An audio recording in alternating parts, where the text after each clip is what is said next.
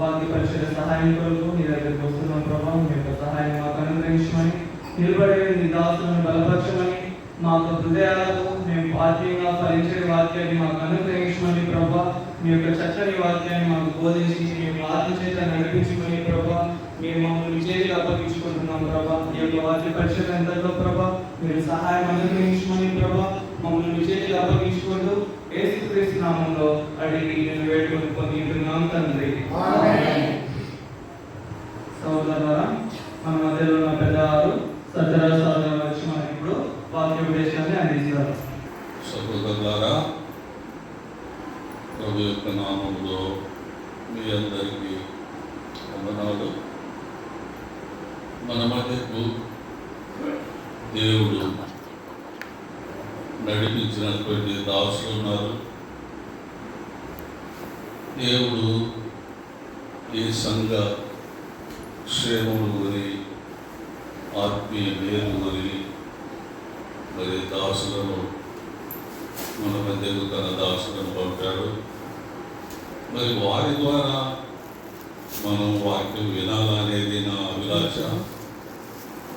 పంపబడిన వారు దేవుని చేత పంపబడిన వారు కాబట్టి వారి ద్వారా మనం ఎప్పుడూ ఇక్కడ ఉండేవారు, సంఘముతో కలిసి ఉండేవారు, సంఘ పరిచర్యలో పాల్పంపులు గలవారు.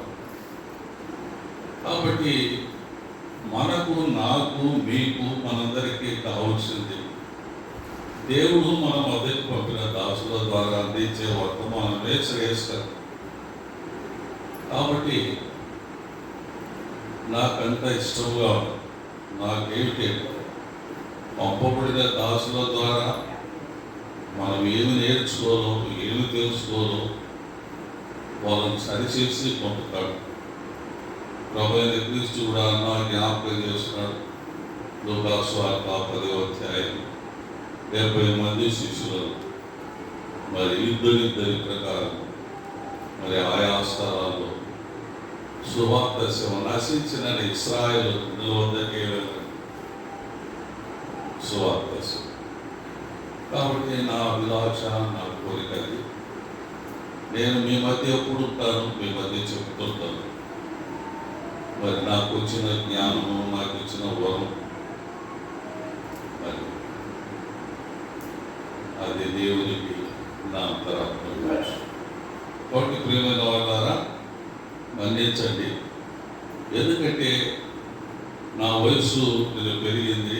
ముందే నేను మందవతిని, దానికి తోడు మరి వృద్ధాప్యం, అక్కడక్కడ తలంపులేమో ఉంటాయి కానీ జ్ఞాపకాన్ని రేఫరెన్స్ చెప్పలేము, రేఫరెన్స్ చూపలేము. ఇలాంటి పరిస్థితులు ఉన్నప్పుడు తరబిడబడతాం. అందువల్ల పంపబడిన దాసుల ద్వారా నేను జరిగితే క్షేమం అని నేను తలచి అన్నగారికి చెప్పింది. కానీ పరిస్థితులు మరి దానికి భిన్నంగా ఉన్నాయి. అయినా దేవుని చిత్తం. మరి దేవుని పరిశుద్ధ గ్రంథంలో నుండి 2వ రాజుల గ్రంథం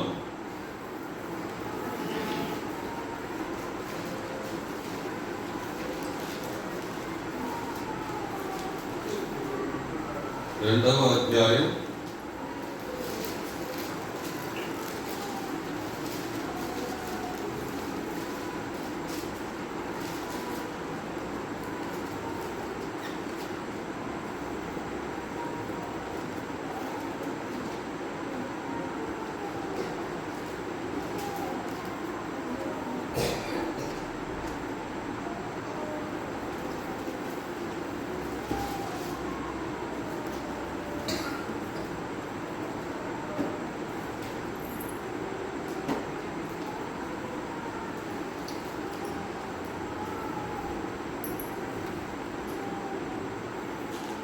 19వ వచనం చూడండి. రెండవ రాజుల గ్రంథం 2వ అధ్యాయం 12. అంతటా ఆ పట్టణం వారు,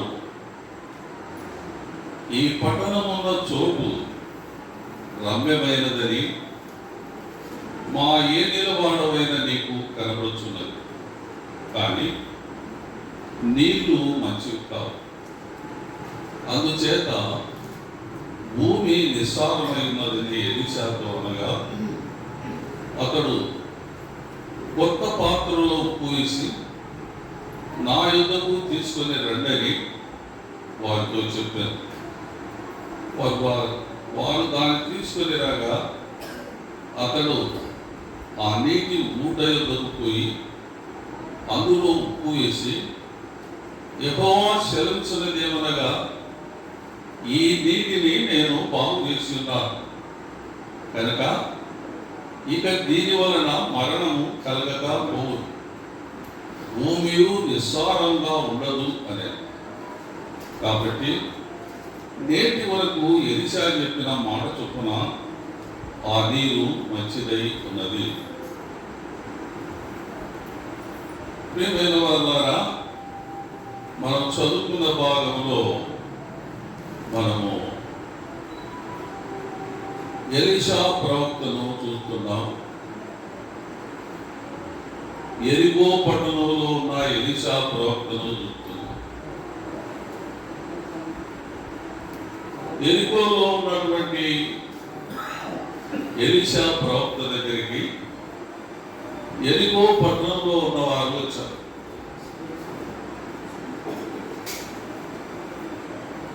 వారు అంటున్నారు ప్రవక్త అయిన ఎలీషాతో, ప్రవక్త అనగా దేవునికి నరులకు దేవుడు ఏర్పరచుకున్నటువంటి మధ్యవర్తి. దేవుడు తన ప్రవక్తలతో తెలియజేసిన విషయాలు ప్రవక్తలు వచ్చి ప్రజలకు తెలియజేసి వాటిని అనుసరించి బ్రతకడానికి వారు ఈ కార్యాలను దేవునికి మనుషులకు మధ్యవర్తులుగా దేవుడు ఏర్పరిచినటువంటి వారు ఉంటారు. ఇక్కడ మనం చూస్తున్న ప్రవక్త ఎలీషా. ఈ ఎలీషా ప్రవక్త గురువు ఏలియా. ఏలియా ప్రవక్త ద్వారా దేవుని చేత పిలువబడిన వాడు ఎలీషా. ఈ ఎలీషా అను గురించి మనం చూసినప్పుడు, ఈ ఎలీషా గొప్ప ధనవంతుని కుమారుడు. 12 ఆళ్ళ సేద్యగాడు, అత్త ధనవంతుని కుటుంబంలో పుట్టినవాడు. ఇటువంటి ధనవంతుని కుటుంబంలో పుట్టినటువంటి ఎలీషాను దేవుడు ఏలియా ప్రవక్త తర్వాత ప్రవక్తగా ఉండుటకు దేవుడు ఏర్పరచుకొని ఏలియా ద్వారా అతన్ని ఏర్పరచుకుంటున్నాడు. ఏలియా దేవుని వాక్యాన్ని అనుసరించి పోయి అతనికి దుప్పటి తప్పగానే తన దగ్గర దుప్పటి ఉంటుంది. ఏలియా దగ్గర ప్రవక్త ఆయన. ఆ దుప్పటి తప్పగానే ఎలీషా ప్రవక్త తనకున్నవన్నీ విడిచిపెట్టి 12వ కాడి మీద ఆయన సేద్యం చేసేవాడు. ఎంత గొప్ప ఆస్వాని! మరి వెంటనే దేవుని పని కొరకు తన తల్లిదండ్రులు సెలవుడి తనకున్నటువంటి ఆ 12వ కాడి ఎద్దులను వదగా చేసి వాటి చేత సేద్యం చేసేటువంటి ఆ పరికరాన్ని, సేద్యం పరికరములన్నిటినీ వంటకు ఉపయోగించి గొప్ప విందు చేసి తన సమస్త ఆశను, ఆస్తిని విడిచిపెట్టి దేవుని సేవ కొరకు వెళ్ళినటువంటి వాడు. దేవుని చేత ఏర్పరచబడి పట్టబడినటువంటి ఒక ధనవంతుని కుమారుడు ఎలీషా. కాబట్టి దేవుని ఏర్పాటులో ప్రియమైన సహోదరి సహోదరులారా, మరి దేవుని పిలుపు యొక్క ఆకర్షణ, దేవుని పిలుపులో ఉన్న శక్తి, దేవుని పిలుపులో ఉన్న బలము ఎంతో గొప్పది. అంత గొప్ప ధనవంతుడు తన సమస్తాన్ని విడనాడి దేవుని పనిలో సాగిపోవడానికి మరి సమస్తాన్ని విసర్జించి వచ్చినటువంటి వాడు ఎలీషా. ఇప్పుడు తన గురువైనటువంటి ఏలియా గారు పరలోకానికి వెళ్ళిపోతున్నాడు. దేవుడు పరలోకం నుండి అగ్నిరథాలను ఆయన కొరకు పంపి తన ప్రవక్త అయిన ఏలియాను తీసుకుపోవడానికి సిద్ధపరిచినాడు. ఈ విషయము ఏలియా శిష్యుడైన ఎలీషాకు తెలిసి వెనకంబడి వెళ్ళిన ప్రవక్త ఉంది. నేను విడువను. మనం మధ్యాహ్న కాలంలో విన్నాము. మన దానమన్న చెప్పినాడు. ఎవరి గురించి చెప్పినాడు? రూతును గురించి చెప్పినాడు. రూతు ఏమన్నది? ఏమన్నదమ్మా రూతు? కాబట్టి నీ వెంటనే నేను వస్తాను, నీవే, నీ దేవుడే నా దేవుడు, నీ ప్రజే నా ప్రజ. ఏలియా గారితో అది ఏం మాట్లాడు? యెహోవా జీవంతోడు నేను నిన్ను విడువను, నీకున్న ఆత్మబలాలు అని ఆయన మన ఋతులాగా వెంబడి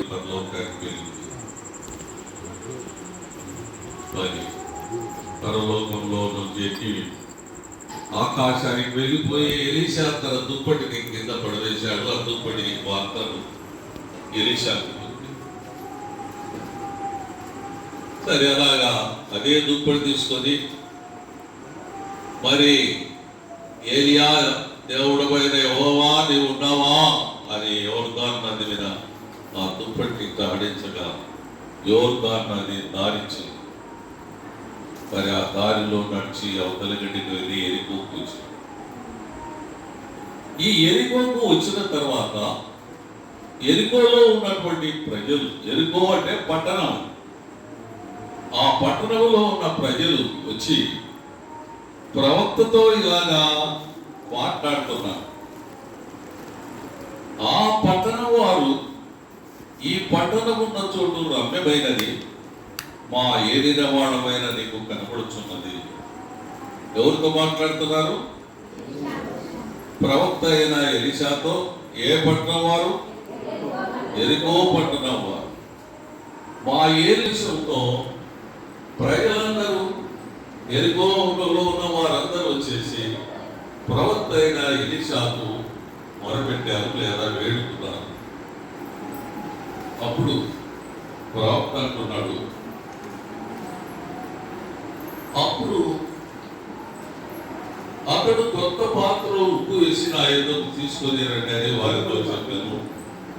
అప్పుడు ప్రవక్త అంటున్నాడు, మీరు కొత్త పాత్ర తీసుకోండి, ఆ పాత్రలో ఉప్పు వేసి నా దగ్గరికి తీసుకొని రండి. కాబట్టి కొత్త పాత్రలో వారు ఉప్పు వేసి ప్రవక్త అయినటువంటి ఎలీషా దగ్గరికి తీసుకుని, ప్రవక్త అయిన ఎలీషా ఆ పాత్రను తీసుకొని ఆ ఊట ఎక్కడ ఉద్భవిస్తుందో పుట్టిందో ఆ ఊట దగ్గరికి పోయి ఆ ఊటలో ఏం వేశాడు? అందులో ఉప్పు వేసి, ఆ ఊట యొక్కకు పోయి అందులో ఉప్పు వేసి, యెహోవా సెలవిచ్చినదేమనగా ఈ నీటిని నేను బాగు చేస్తున్నాను కనుక ఇక దీని వలన మరణము కలగక పోను, భూమి నిస్సారంగా ఉండదు అని. కాబట్టి నేటి వరకు ఎలీషా చెప్పిన మాట చొప్పున ఆ నీరు మంచిదైనది. కాబట్టి ఆ నీరు మంచిది కావాలంటే, ఆ నీరు సారవంతమైన నీరు కావాలంటే, ఆ నీరు ముందున్నటువంటి లోపం లేని స్థితి మారిపోవాలంటే, ఆ లోపం తొలగిపోవాలంటే మీరు కొత్త కుండలో ఒకటి తీసుకొని రావాలి. ఆ కొత్త కుండలో ఉప్పు వేసుకొని రావాలి. కాబట్టి ఇక్కడ కొత్త కుండ అనేటువంటిది ఒక మాట మనం వింటున్నాం. కొత్త కుండ, అందులో ఉప్పు. కాబట్టి కొత్త కుండ అనేటప్పుడు మనకి ఏమి జ్ఞాపకం వస్తుంది అంటే 4వ అధ్యాయము యోహాను సువార్త సుతారాబావి వరకు సమరయ స్త్రీ వరకు జ్ఞాపకం వస్తుంది. ఆ సుతారాబావి వద్దకు సమరయ స్త్రీ అనే నీటి వరకు వచ్చింది. అప్పుడు అక్కడ ప్రభు ఆకలి ఉన్నవాడుగా, అలసిపోయిన వాడుగా ఆ బావి దగ్గర ఉన్నాడు. శిష్యులేమో ప్రభు అలసిపోయాడు, పట్టణంలోకి వెళ్ళి మనం ఆయనకు ఆహారం తేవాలని వెళ్ళిపోయారు. అప్పుడు ప్రభువు ఆమెతో అంటున్నాడు, అమ్మా నాకు నీళ్ళు ఇవ్వమ్మా, తప్పిపోయింది. అయ్యా మేము సమరయులు, మీరు యూదులు. సమరయులకు యూదులకు సాంగత్యం లేదే. సమరయ స్త్రీనైనా నన్ను యూదుడమైన నీవు ఎలా నీళ్ళు అడుగుతున్నావు అన్నప్పుడు ప్రభు అన్నాడు, అమ్మా నేనిచ్చు నీళ్ళు తాగువాడు ఎప్పుడు తప్పికొనడమ్మా. నేనెవరో నువ్వు తెలిసి ఉంటే నువ్వు నన్నే అడుగుతావు. ఆ నీరు తాగువాడు ఎప్పుడు తప్పికొనడమ్మా. అటువంటి నీరు నేను చేస్తున్నాను. అయ్యా మా పితరులు అనగా ఇశ్రాయేల్ గురించి అంటే ఆమె ఇశ్రాయేల్ గురించి ఎరిగింది, యోహాను గురించి ఎరిగింది. అనగా దైవికమైన జ్ఞానము ఇశ్రాయేల్ నుంచి వారు పొందినట్టుగా మనకు గుర్తుంది. అమ్మా నేను ఇచ్చి తిరుగుతాను వాడు ఎప్పుడు, అటువంటి నాకు నేను పోయా అంటే నీ రక్తం తీసుకొద్దమ్మా నేను ఇస్తాను. అప్పుడు ఆమె సత్యం చెప్పుకున్నది. ఆ సత్యాన్ని బట్టి ప్రభు మరి ఆమెలో ఉన్నాడు. నిజమే నువ్వు చెప్పేది వర్తదే. అయితే అయ్యా మా పితరులు చెప్పేవారు నీతిమంతులు వస్తారు, ఆయన ద్వారా మనం అన్ని విషయాలు నేర్చుకుంటాము. మరి ఆయన నేను మెస్సియా అంటారు అని ఆమె తనకు తెలిసిన, తను విన్న, తను నేర్చుకున్న ఆత్మీయ సత్యాన్ని, ధర్మశాస్త్ర సత్యాన్ని, యూదులు ద్వారా నేర్చుకున్న సత్యాలను ఆమె ఎరగపరిచినప్పుడు, అమ్మా నేనే ఆయన, నీవు చూస్తున్న నేనే ఆయన అన్నప్పుడు అప్పుడు తన కుండను విడిచి బాగా చెప్పు వినపడలే. అప్పుడు తన కుండను విడిచి అప్పుడు మా పితరులు చెప్పినట్లుగా మెస్సియా వస్తాడు. ఆయన మన బలహీనతలు, మన లోపములు, మన పాపములు మనకు చూపి మనల్ని సరిచేసేటువంటి వాడు ఆయన అనేటువంటి చెప్పినారయ్యా అన్నప్పుడు ఆయన నేనే ఆయన. అప్పుడు ఆమె ఆ కుండను అక్కడ విడిచి ఆ సుతారా అనే ఊరిలోనికి వెళ్ళి, అమ్మలారా, అక్కలారా, నా చెల్లెల్లారా, అక్కలారా, నన్ను గూర్చి, నా పాప స్థితిని గురించి నాకు చూపి నాకు జ్ఞానోపదేశం కలిగజేసినటువంటి మెస్సియాను నేను కనుగొన్నాను. మీరు వచ్చి చూడుడి అని తాను కనుగొన్న మెస్సియాను, తాను మెస్సియా ద్వారా విన్న సత్యాన్ని స్వీకరించి తన కుండను విడిచి, అంటే తన పాత జీవితాన్ని, పాప జీవితాన్ని విడిచిపెట్టి ఆమె మరి ప్రభు జరిగిన జీవితంలో నాటి నుంచి దేవుని బిడ్డగా మారింది. కాబట్టి ఎప్పుడు ప్రభు తను గురించి బయలుపరుచుకున్నాడో, నేనే ఆ మెస్సియానమ్మా, ఆ మెస్సియా వచ్చినప్పుడు సమస్తాన్ని ఎరగపరిచి మరి సమస్త విషయాలు నేర్పించి సర్వ సత్యంలోనికి నడిపించేటువంటి వాడు ఆయన అని ఆమె విన్నప్పుడు తన పాత జీవితాన్ని, తన పాప జీవితాన్ని విడిచిపెట్టింది. ఆ విడిచిపెట్టినటువంటి దాని గుర్తుగా తను ప్రతిరోజు ఆ వేలకు వచ్చేటువంటి ఆ పాత జీవితానికి గుర్తుగా ఉన్నటువంటి ఆ గుండెను విడిచిపెట్టింది. అంటే ఆ కాలంలో నేను పాపానికి లోనైన దానిని, దేవునికి దూరమైన దానిని, నేను పాపినైన నా కనులు తెరిచి నా గుడితనాన్ని తీసివేసి తన దివ్య వెలుగు చేత నా హృదయంలో నా కొత్త జీవితాన్ని ప్రసాదించిన దేవుడు నాకు ఆ జీవితం వద్దు అని విషయం. అది పాపం. కాబట్టి ఇక్కడ మన దైవజనుడైనటువంటి ఎలీషా ఏం చెప్తున్నాడంటే కొత్త కుండ తీసుకురా. కాబట్టి ఇప్పుడు కొత్త కుండలో ఆమె నీరు తెచ్చుకోవాలి. అనగా పాప జీవితాన్ని పాతిపెట్టి ఇప్పుడు దేవుని ఎరిగిన పవిత్రమైన పరిశుద్ధమైన పాపక్షమాపణ మారుమనసు పొందిన జీవితంలోకి మారిపోయింది సమరయ స్త్రీ. కాబట్టి పాత కుండలు విడిచిపెట్టిపోయింది కొత్త జీవితం. అందుకొరకై ఇక్కడ ఏమంటున్నాడంటే ప్రవక్త, కొత్త కుండలు తీసుకురా.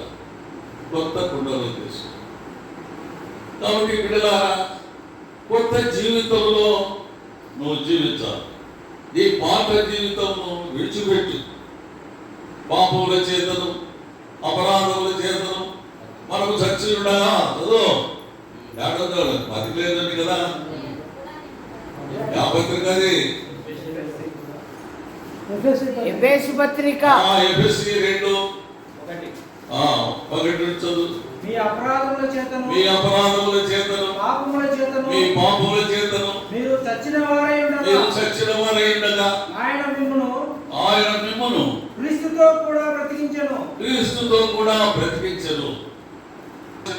క్రీస్తు ఈ లోకానికి వచ్చి తన సత్య సువార్తను సర్వలోకానికి చాటించి తన అమూల్యమైన రక్తాన్ని పాప పరిహారం కొరకు పాపమైన మనందరికీ కొరకు కలవరిలో వేలాడి తన ప్రశస్త రక్తాన్ని చెందించి తన ప్రశస్త రక్తంతో మనల్ని కడిగి పరిపూర్ణులుగా, పరిశుద్ధులుగా, నిర్దోషులుగా, నిష్కల్మషులుగా తన ఎదుట నిలుచుకొనుటకు యోగ్యమైనటువంటి వారుగా ఆయన తన సర్వ శరీరము సమర్పించి మన కొరకు పని అయి మనల్ని తన సొత్తుగా, తన జనముగా, తన రాజ్యముగా చేస్తున్నాడు.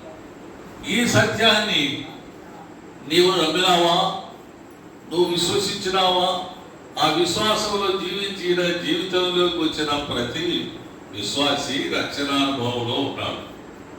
ప్రభువైన యేసుక్రీస్తు రక్తంలో కడగబడిన ప్రతివాడు పాపమును అంతగా లోకములో పరిశుద్ధంగా జీవించేటువంటి స్థితిని యేసుక్రీస్తు ద్వారా నేను పొందానని విశ్వసించి ఆ విశ్వాసంలో జీవించేవాడే దేవుని కుమారుడు, దేవుని కుమార్తె, వాడే రక్షకుడు. అది కొత్త కుండ. కాబట్టి కొత్త జీవితం. పాత జీవితం యేసుక్రీస్తు ఆ దారిలో పోతున్నాడని వినినప్పుడు యేసు, నజరేయుడైన యేసు నాకు చూపు దయచేయు అన్నప్పుడు ఆయన నిలిచి నీకేం కావాలి? చూపు కావాలి. నీ విశ్వాసమే నిన్ను బాగుపరిచింది అన్నప్పుడు అతని కనుదృష్టి వచ్చేసింది. అతడు ఏం చేస్తున్నాడు? అప్పుడు తన మూల్య, తన మూట, తన భిక్షాటన చేసే జీవితాన్ని అంత పారవేసి ప్రభు వెంట నడిచి వెళ్ళిపోయాడు. కాబట్టి ప్రియమైనటువంటి బిడ్డలారా, మనం చదువుకున్న ఈ వాక్యంలో ఎరికోలో నీరు చెడిపోయింది. ఎరికో అనగా శపింపబడిన పట్టణము. అది ఎరికో అనగా అది ఎంతో అందమైన పట్టణము. ఎరికో అనగా అందులో పాపాలకు తావు లేనటువంటి అనేకమైనటువంటి విధమైనటువంటి పరిస్థితులు ఆ పట్టణంలో జరుగుతాయి. ఆ పట్టణం ప్రాకారమేననే వేశ్య ఉంది రాహాబు. ఎంత భయంకరమైన సమస్య! ఆ పట్టణం ప్రాకారం మీదే ఒక భయంకరమైన వేశ్య ఉంది.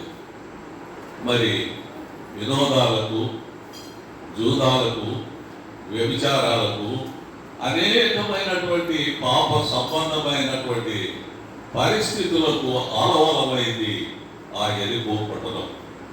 కాబట్టి ఆ యెరికో పట్టణం చెడిపోయింది. పాపముల చేత నిండి ఉంది. పాపముల చేత, అపరాధముల చేత సచ్చి ఉంది.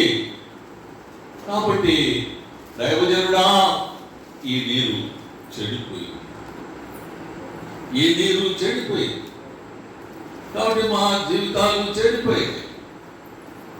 సారం లేని వారమైనా, నిస్సారం కలిగిన వారంగా ఉన్నా, మరి నీవు దయచేస్తే ఆ కార్యం నెరవేరగలదు అని పట్టణ ప్రజలందరూ మొరపెట్టినప్పుడు మరి ప్రవక్త ఆ నీటి గుడ్డ దగ్గరికి వెళ్ళాడు. అందులో ఏం వేసినట్టు చూస్తున్నా చూడండి.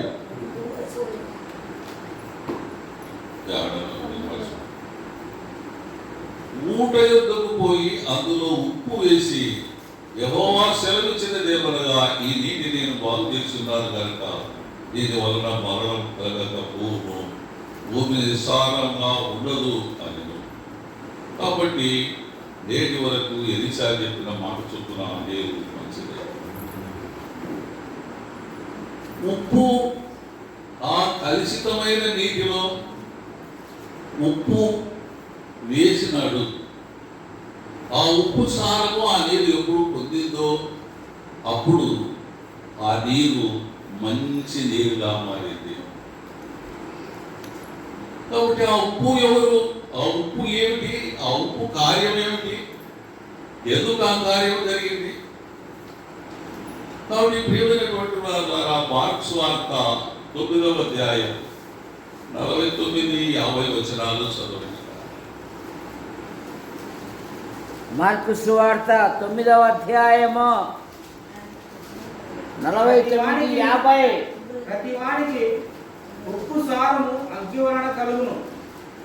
ఉప్పు మంచిదే గాని ఉప్పు నిస్సారమైన ఎడల దేని వలన మీరు దానికి సారము కలగజేతురు? మీలో మీరు ఉప్పు సారము గలవారై ఉండి ఒకరితో ఒకరు సమాధానముగా ఉండుడని చెప్పాను. కాబట్టి ఉప్పు మంచిదే కానీ అవయోజన ఉప్పు నిస్సారమైన ఎడల దేని వలన మీరు దానికి సారము కలగజేతురు? అది ఉప్పు నిస్సారమైతే బయట పారవేయబడి మనుషుల చేత త్రొక్కబడును అని. సారం లేని ఉప్పు అది బయట పారవేయబడుతుంది, తొక్కబడుతుంది. సారం కలిగిన ఉప్పు మనం అన్ని ఆహార పదార్థాల్లో ఆ ఉప్పును వేసుకొని మనము రుచికరమైన ఆహారాన్ని భుజించలేము. కాబట్టి ఉప్పు ఎంతో యోగ్యమైనది, ఎంతో అవసరమైనది, ఎంతో మరి ఉప్పును గురించి అనేక విషయాలు ఉన్నాయి, చాలదు సమయము. మరి కాబట్టి ఉప్పు ఇక్కడ మనకి ఏం చేస్తుందంటే, మనం వింటున్నామంటే ఇప్పుడు మన ప్రవక్త అయినటువంటి ఎలీషా ఉప్పును ఆ నీటిలో వేసినాడు. ఉప్పును ఆ నీటిలో వేసినప్పుడు ఆ నీరు ఏమైంది? ఎక్కడ ఆ నీరు ఏమైనది? మంచి నీరుగా మారింది. నిస్సారం పోయి సారం వచ్చేసి, కాబట్టి పైరు పంటలు పండడానికి యోగ్యమైన నీరు అయింది. మనుషులు తాగితే ఆరోగ్యకరమైన నీరుగా మారిపోయింది. ఎందువల్ల? ప్రవక్త ఆ నీటి ఊడలో ఉప్పు వేసింది. ఈ ఉప్పు మన ప్రభువైన యేసుక్రీస్తుకు సాదృశ్యంగా ఉంది. కాబట్టి నేను లోకమునకు ఉప్పై ఉన్నాను. మనం 5వ అధ్యాయం మత్తయి సువార్తలో చూసినప్పుడు ఉప్పును గురించి మనం కాబట్టి ఈ ఉప్పు నిస్సారమైతే దేని వలనను సారం పొందలేదు. మేము వేలాంగిని పట్టణానికి చాలా ఏళ్ళ ముందట వెళ్ళాం. అక్కడ వెళ్ళినప్పుడు మెడ్రాసు పట్టాలని దాటుకుంటూ పోయినప్పుడు సముద్రం ఒడ్డున గొప్ప గొప్ప ఉప్పు రాసులు ఉన్నాయి. ఆ ఉప్పు రాసులు నుండి మరి సేకరించుకొని లారీలలో తీసుకొచ్చి మన ప్రాంతాలకు ఈ ప్రపంచానికి అంతా అందించేటువంటి వాళ్ళు. ఎట్లా ఉప్పు తయారవుతుంది అని మనం చూసినప్పుడు సముద్రపు నీరు ఉప్పుగా ఉంటుంది. సముద్రపు నీటిని అలలు వచ్చినప్పుడు కయ్యలు కట్టి ఆ కయ్యలలో నిలిచినటువంటి ఈ యొక్క నీరే సూర్యరశ్మి వలన అది గడ్డగట్టి ఉప్పుగా మారుతుంది. ఏ రశ్మి వలన? సూర్యరశ్మి వలన అది ఆరిన తర్వాత ఉప్పు కన్నుగా ఏర్పడి ఆ తర్వాత దాన్ని రాసులుగా పువ్వు చేసి ఇలాగ తీసుకొచ్చి ఇది ఏమిటి వలన అయితే సూర్యరశ్మి వలన అని అక్కడ మనం ఇప్పుడు మార్క్స్ వార్తలో చదువుకున్న భాగము అదే. ఉప్పు మంచిదే కానీ ఉప్పు నిస్సారమైన వల్ల దేని వలన మీరు దానికి సారం కలిగేదు. మీరు ఉప్పు సారం గలవారై ఒకరితో ఒకడు సమాధానంగా ఉంటుంది. అగ్ని వలన కలుగును అనేది ప్రతి వారికి ఉప్పు సారము అగ్ని వలన కలుగును. మనం ఉప్పు తయారు కావడానికి కయ్యలు వచ్చినప్పుడు సూర్యరశ్మి వలన అది గడ్డగా మారినప్పుడు అది ఉప్పు తయారైంది. సరే, ఇక్కడ మనకు ఏం చెప్తుంది అంటే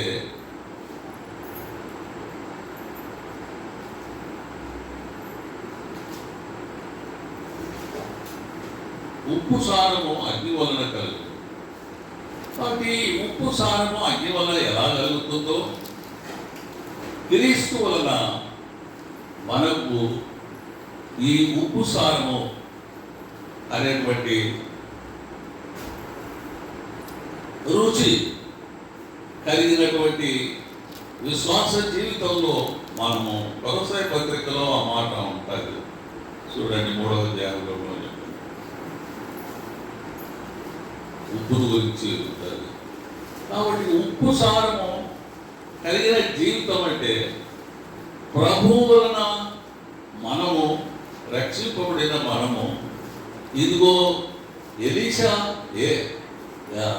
ఆ యొక్క చెడిపోయినటువంటి ఆ యొక్క జలములలో ఉప్పును వేసినట్లుగా మన హృదయాలలో చెడిపోయిన పాపగ్రస్తమైన శాపగ్రస్తమైన మన హృదయాలలో యేసు క్రీస్తు అనే ఉప్పు, యేసు క్రీస్తు అనే వాక్యం మన హృదయాలలో ఉన్నప్పుడు మన ఉప్పు సారం కలిగిన వారంగా అవుతాం. యేసు క్రీస్తు రక్తం చేత విమోచింపబడిన ప్రతి బిడ్డ ఉప్పు సారం కలిగిన జీవితం గలవాడుగా ఉండాలి. మనము మధ్యాహ్నం ఉదయకాలంలో మన సహోదరుడు మనకు కొన్ని విషయాలు మరి యోహాను పత్రిక 3వ అధ్యాయంలో 5వ అధ్యాయంలో కొన్ని విషయాలు మనకు చూపించినాడు. మీకు గుర్తుందో దేవుని పిల్లలటువంటి యొక్క ప్రత్యేకత, దేవుని పిల్లల ఆత్మనడిపితో నడిపేపడినట్టు వారని అది ఎవరన్నా జ్ఞాపకం ఉంటే ఎత్తి చూపండి. 3వ అధ్యాయంలో యోహాను పత్రిక 1వ పత్రిక 3వ అధ్యాయంలో చూసినాడు, 5వ అధ్యాయంలో కూడా చూసినాడు. కాబట్టి దేవుని కలిగి ఉన్నటువంటి వాడు, యేసు క్రీస్తును కలిగి ఉన్నటువంటి వాడు, ఉప్పు సారం కలిగిన క్రీస్తు కలిగిన జీవితంలో ఉన్నవాని పరిస్థితి ఎలాగా ఉంటుంది, ఆత్మీయతలో నింపబడిన వారి పరిస్థితి ఎలా ఉంటుందో అక్కడ 3వ అధ్యాయంలోనూ యోహాను పత్రిక మరి 5వ అధ్యాయంలోనూ కొన్ని విషయాలు మనకు అన్నగారు మధ్యాహ్నం ఉదయకాలంలో చూస్తున్నాం. కాబట్టి అటువంటి ఉప్పు సారం కలిగినటువంటి బ్రతుకులో మనము జీవించాలి. అది అలాగా ఆ నీరు శుద్ధి పొందింది. మరి ఆ నీరు మరి కావుట వల్ల ఆ పట్టణంలోని వారందరూ మరి ఆరోగ్యవంతులుగా ఉన్నారు. ఆ పట్టణంలోని వారందరూ సస్యశ్యామలంగా పంటలు పడుతున్నాయి. మరి ఉన్నటువంటి పరిస్థితి ఆ నేలలో నుండి మారిపోయింది. ఆ నేల అనగా మన హృదయమే, మన మనస్సే. కాబట్టి దేవుని వాక్యం నీలో నాలో ఉంటే, నీలో నాలో మనం అది ఎల్లప్పుడూ కలిగి ఉన్నట్లయితే మనము నిత్యము దేవునికి ఉపయుక్తమైనటువంటి పరిశుద్ధమైన జీవితంలో జీవించే వారంగా మరి మనం మారిపోతాం. కాబట్టి మనము 2 పర్యాయాలు విన్నాం నిన్నటి దినంలోనే. ఒకటి మార్క్స్ వార్త 7వ అధ్యాయం 21వ వచనం, మానవుని హృదయము చెడిపోయింది. మానవుని హృదయంలో నుండి అనేక విధములైనటువంటి పరిస్థితులు వస్తున్నాయి. చూడండి 7:21 మార్క్స్ వార్త. మరి ఈ చెడ్డ గుణములన్నీ హృదయంలో నుండి, మానవుని హృదయంలో నుండి బయలుపడుతున్నవి. మరి ఈ చెడ్డ గుణములన్నీ ఎరికోలో ఉన్నటువంటి ఆ నీరు చెడిపోయిన దుస్థితికి వచ్చినటువంటి రీతిలో మానవ హృదయము ఇలాగా చెడిపోయింది. 7:21 చదువు మార్కు. లోపల నుండి అనగా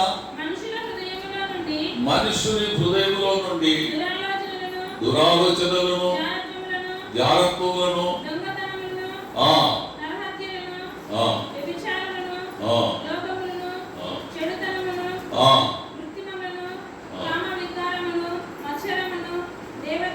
దేవదూషణయు, అహంభావమును ఇవన్నీ వచ్చును. ఇవన్నీ లోపల నుండి బయటికి వచ్చున్నాయి. కాబట్టి ఓ మానవులమైన మనములో ఇలాంటివన్నీ ఎన్నో దుర్గుణాలు మనలో ఉన్నాయి. ఈ దుర్గుణాలే ఆ చెడిపోయినటువంటి నీరు, సారం నిస్సారం లేనటువంటిది, ఎందుకు పనికిరానటువంటి జీవితంలో ఉన్నాం. అయితే ఇటువంటి నిస్సారమైనటువంటి ఆ జలంలో, ఆ జీవితంలో అయితే దేవాది దేవుడు, ప్రభువుల ప్రభువు, రాజుల రాజు మరి ఈ లోకానికి నరుడుగా వచ్చాడు. ఆయనే యేసు క్రీస్తు అంటారు. ఆయన అమూల్యమైన రక్తం చేత విమోచింపబడిన ప్రతి బిడ్డ మరి వీటన్నిటినీ విసర్జించి పాపక్షమాపణ మారు మనసు పొంది యేసు క్రీస్తు రక్తంచే కడగబడి విమోచింపబడి మరి దేవుని బిడ్డగా అతడు ప్రత్యేకింపబడిన జీవితంలో జీవిస్తుంటాడు. అది అక్కడ మనకు కనబడుచున్నటువంటి మాట. అలాగా ఎరికోలో ఉన్నటువంటి నీరు ప్రవక్త అయిన ఎలీషా వచ్చి ఎలాగా ఆ నీటిని బాగు చేశాడు, చక్కపరిచాడు. అప్పటి నుంచి ఆ నీరు మరి ఏ కీడు తెలియకుండా మరి ఆరోగ్యకరంగా ఎప్పుడైతే ప్రభువైన యేసుక్రీస్తు లోకానికి వచ్చి పాప మానవుల మనం అందరి పాప పరిహారం కొరకు తన అమూల్యమైన రక్తాన్ని చిరువలో చిందించి పాప పరిహారం కలగజేసినాడు. అప్పటి నుంచి నమ్మిన ప్రతి ఒక్క బిడ్డ జీవితంలో నిస్సారం తొలగిపోయి సారం కలిగిన జీవితంలో, పవిత్రమైన జీవితంలో జీవించగలుగుతున్నాడు. కాబట్టి ప్రియమైన సహోదరుడా, ప్రియమైన సహోదరి, మరి ఒకసారి కాదు అనేక పర్యాలు లేఖనాన్ని మనం జ్ఞాపకం చేసుకుంటున్నాం. నిన్న సహోదరుడు కూడా మనకి జ్ఞాపకం చేశాడు, నేను అనేక పర్యాలు జ్ఞాపకం చేశాను. మరి ఎఫెసీ పత్రిక 5వ అధ్యాయము 27వ వచనం నుంచి మనం చదువుతున్నప్పుడు మరి మన ప్రభు మన పట్ల చేసిన కార్యం ఎంత గొప్పదో, సంఘం కొరకు తన ప్రాణాన్ని పెట్టి ఎంత ఘనంగా తను తాను సమర్పించుకొని మరి మనను పరిపూర్ణులుగా పరిశుద్ధులుగా చేయటం ఏం చేశాడో అక్కడ కనపడతాడు. చూడండి, ఒకసారి చదవండి. అటువలే క్రీస్తు కూడా సంఘమును ప్రేమించి అది కలంకమైనను ముడతైనను అట్టిది మరి ఏదైనాను లేక అట్టిది మరి ఏదైనాను లేక పరిశుద్ధమైనది గాను పరిశుద్ధమైనది గాను నిర్దోషమైనది గాను నిర్దోషమైనది గాను మహిమగల సంఘము గాను ఆయన తన ఎదుట దానిని నిలవబెట్టుకొనవలెనని వాక్యముతో ఉదక స్నానము చేత దానిని పవిత్రపరిచి పరిశుద్ధపరచుటకై దాని కొరకు తన్ను తాను అప్పగించుకొనెను.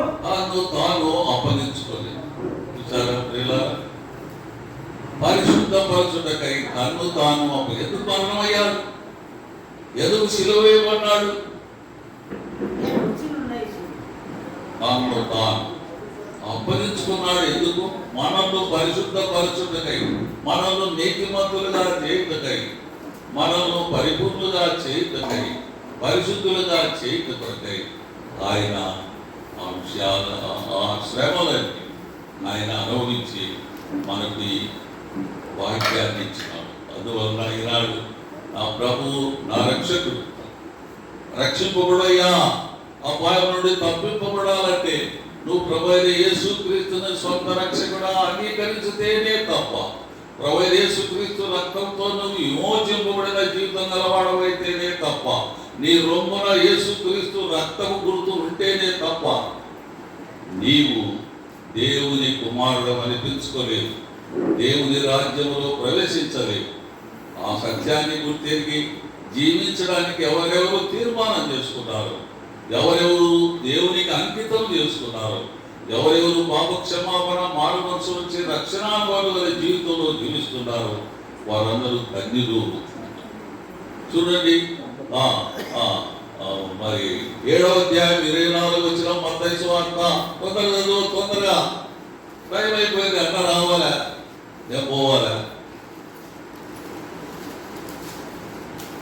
7వ అధ్యాయం 24. కాబట్టి ఈయన మాటలు విని వాటి చొప్పున చేయు ప్రతివాడును బండ మీద తన ఇల్లు కట్టుకొనిన బుద్ధిమంతులు పోలి ఉన్నాడు. కాబట్టి ఈ మాట వింటున్నావా? ఈ మాట ప్రకారం నమ్మినావా? ఈ మాట ప్రకారం ప్రభువైన యేసుక్రీస్తునందు విశ్వాసం ఉంచినావా?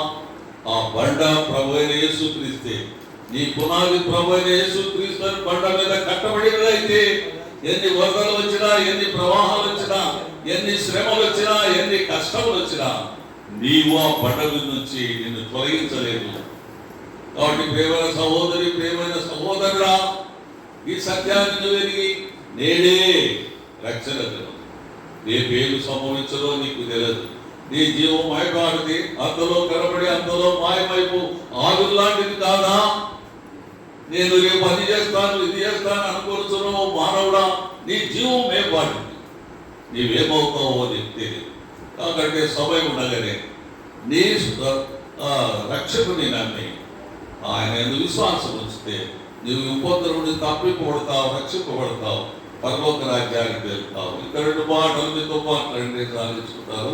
అది లేకుంటే చదువుకోండి. 10వ అధ్యాయం రోమాపత్రిక 8, 9, 10 వచనాలు చదువుకోండి, లేదా ఎవరెవరు వచ్చి చదవండి అని అంటారు. యేసు ప్రభువుని నీ నోటితో ఒప్పుకొని ఆయన మృతుల్లో నుండి తిరిగి లేచినని నమ్మిన ఎడల నీవు